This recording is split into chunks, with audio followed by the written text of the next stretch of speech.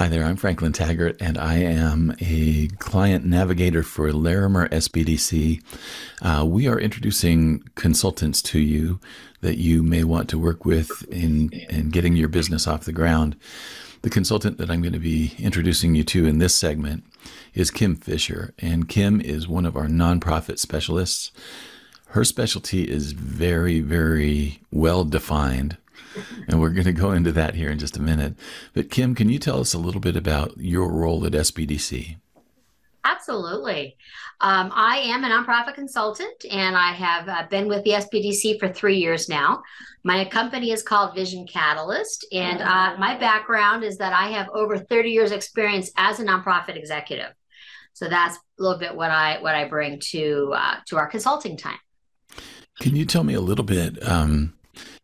You have more structure to your meetings than most of the other consultants here. And you are working with people on a very specific application. Can you tell us what that application is and the 3 meetings that they would be attending with you? Absolutely. So my specialty is nonprofit formation. It's a very unique area that I work in. So when somebody wants to actually form a nonprofit, get their tax exempt status with the Internal Revenue Service, which is what it legally means to be a nonprofit tax exempt organization, there's a form called the Form 1023. It's an IRS form, and just like any IRS forms, is completely not intuitive. But I have over the years created this as I'm an expert in this. I've done over 120 of these with 100% success rate.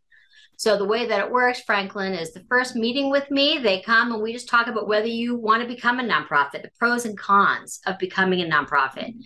Many business owners will come to me through the SBDC and say, hey, I've got a for-profit business. I'm thinking about becoming a nonprofit. Should I convert it?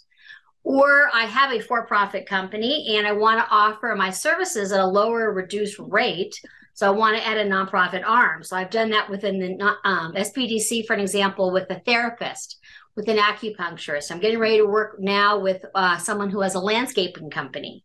So those are different ways and different people that come to me and why they want to chat with me about these things.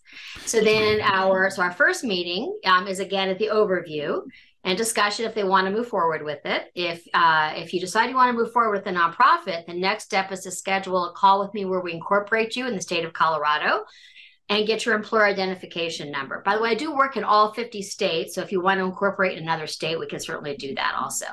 And then our third meeting is the board and bylaws. I do a little bit of bylaws training with you as a nonprofit executive and expert. I do board development training. And then, Franklin, those are the 3 meetings. And then I take all the information, I go on the IRS website, and I file the paperwork for you, for them. So there are also some things that people may want that you don't do. Can you talk a little bit about what some of those would be? Absolutely. I do not consult in the areas of fundraising, grant writing, or program development. So for me, an existing nonprofit is really not going to get as much benefit from meeting with me because those really are not my area of expertise. I can always chat with them about it, but there really are people out there that are much more specialized in that than I am. Very good.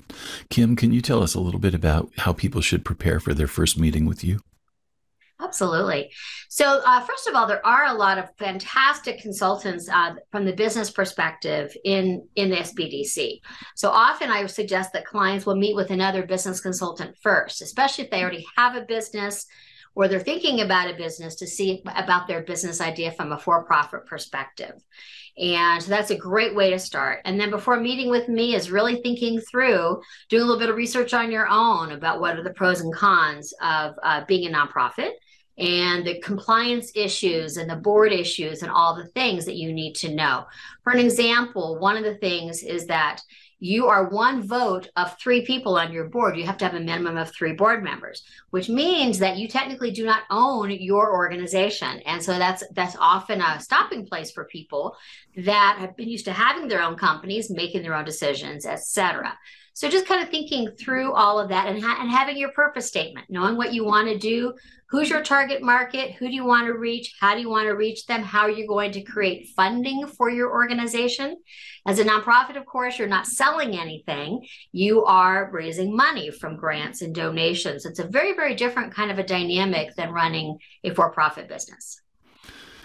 Excellent information, Kim. Thank you for that. I'm going to address the folks who are watching now and say, if you are thinking about starting a nonprofit and you would like to schedule an appointment with Kim, the way to do that is go to larimersbdc.org and look for the tab that says What We Do. On that tab, consulting is one of the options. Click on the consulting option and it will open up a page that has 3 boxes in the middle of the page. One of them is for your first time appointment, one of them is for follow-up appointments, and one of them is for your client dashboard, which I'm going to encourage you to set up and use because that just makes your scheduling that much easier. But you can use any one of those options, whichever the appropriate one is for you, to schedule your appointment with Kim. Kim, thank you so much for your expertise and your time this morning. Thank you.